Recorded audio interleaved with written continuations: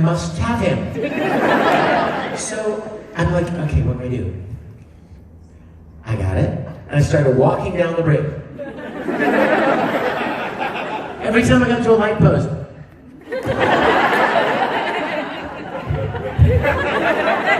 So I got to the very end where the bridge comes up to the shore, and I reeled him in. And it was like a little 15-inch baby sand shark. It was the cutest thing you've ever seen. He looked like a big shark, but he was small. It was so cool.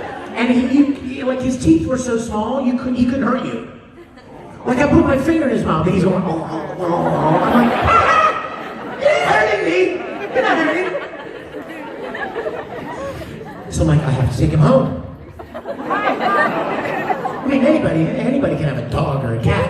I want a shark. That shark, right?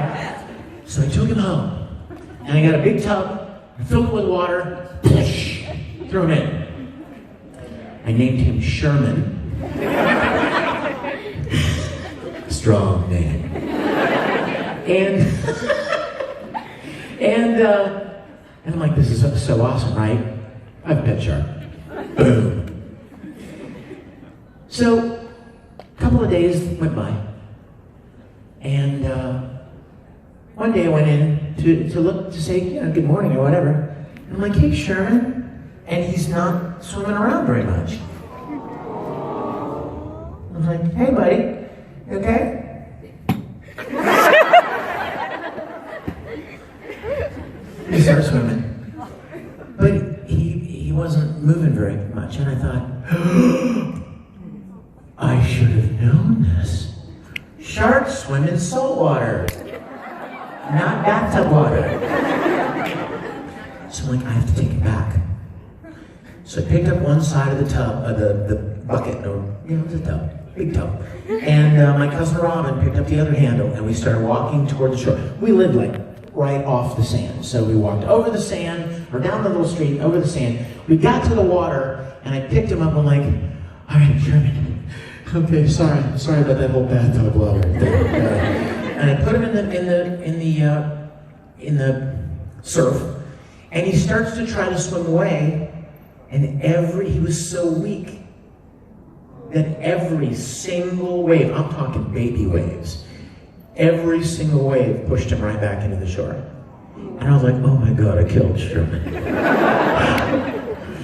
So I had to do something. So I picked him up, and I just started walking out into the ocean.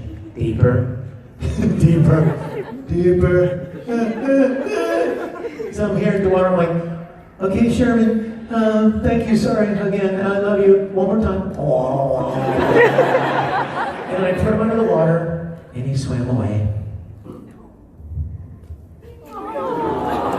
Larry, I'd like to think that maybe Sherman is attacking a fishing boat somewhere. Terrorizing swimmers in Australia, something like that. Make it good. But, so I love sharks, right? So that's the point of the story is I'm really excited to find out that Rain was shark and everything. So, back to my list.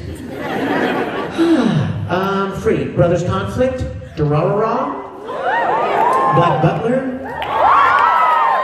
Okay, my Black Butler story, in a nutshell, is I auditioned for the very first Black Butler.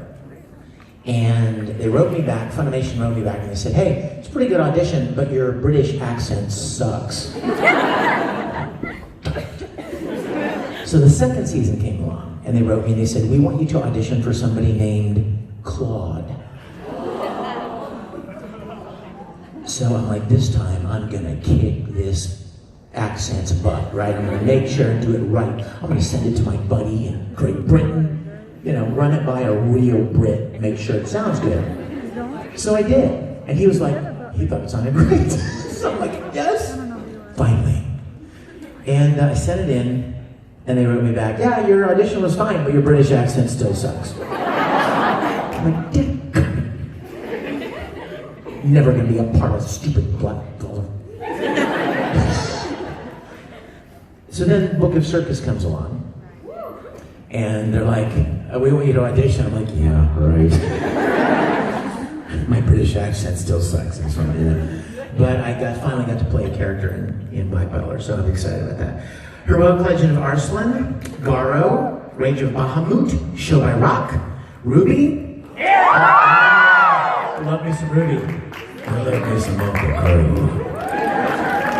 Winter, she's a fox.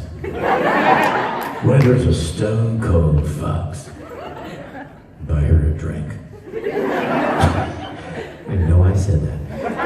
Lord Marksman of Venatus, Ladybug, God Eater, that's a video game. Battle Battalions, video game. Escaflowne. See, now for you old schoolers, Escaflowne, that's kind of cool for me, and I'll tell you why. Because Funimation redubbed it, and I play the older brother, and guess who plays my younger brother?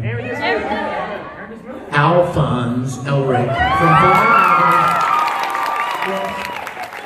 Little Aaron Dismuke, who looks more like that truss right there now than anything. I mean, he went from brother to brother. Don't turn me down, I did that on purpose. He's like, holy crap. Wow. World of Winx, Tonari, Utawari, Anti-Gang, Aldnoah Zero. I think they mentioned this, one of the Japanese guests did Aldnoah Zero. I think I heard that in opening ceremonies. I went, oh. Pillars of Eternity, that's a video game. Fairy Tale. About freaking time.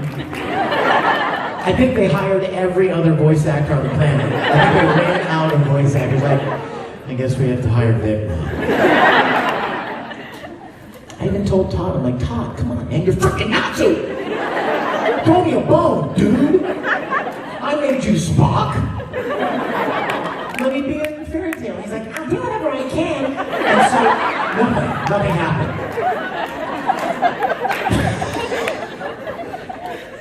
I love Todd. I do. I love him.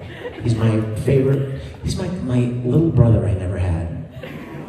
I always tell him how jealous I am of him. Because he's 20 years younger than me. Dan, I wish I were doing this, I wish I had started that long ago. But, Stripe Witches. Garo, Crimson Moon, Charlotte, Digimon. Any Digimon fans here? Yeah, I'm playing Matt in Digimon. Rio Rainbow, Charger Girl Judichan, World of Warcraft, Asterix War, Star Trek Online. Okay, can we talk Star Trek for a minute, y'all? Yes! Sorry, I know you're like, this anime convention, what are you talking Star Trek? Give me a minute. Because Star Trek's my jam, right? Like, as much as you love anime, video games, manga, Star Trek, baby. When I was 9, 10, 11, 12, 13 years old, it was all about the original series of Star Trek. I loved that show so much. I obsessed over it. I mean, obsessed. I would lock myself in my room and watch it on a 19-inch black and white television every day at 5 o'clock. And I would sit there and make phasers and communicators out of balsa wood and duct tape and glue, and I would literally go to the hardware store and look for crap that looked like I could make a communicator out of it. You know, I was obsessed. I got my mom to teach me to use a sewing machine so I could make my own uniforms because she was so freaking sick of it that she wouldn't make me any more uniforms. She called it Star Trash. She did. I'm not kidding. I'm calling her and telling her right now. I'm calling her in your presence to tell her how she scarred me for life. Let's do it. What do you say? I love this plan. I'm excited about this plan. Hey man, let's put her on speaker.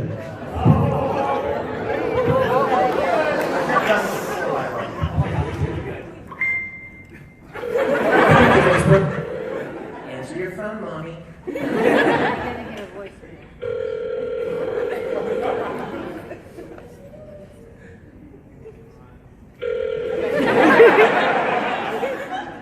She's probably watching Star Trek right now.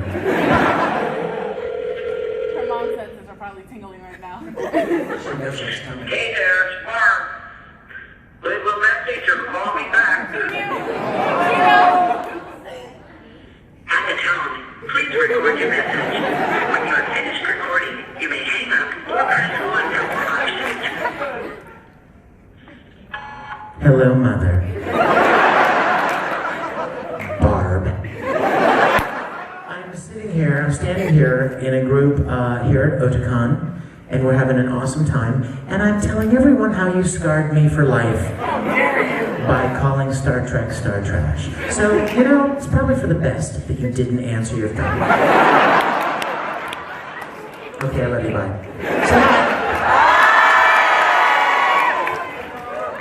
Okay, where was I? Okay.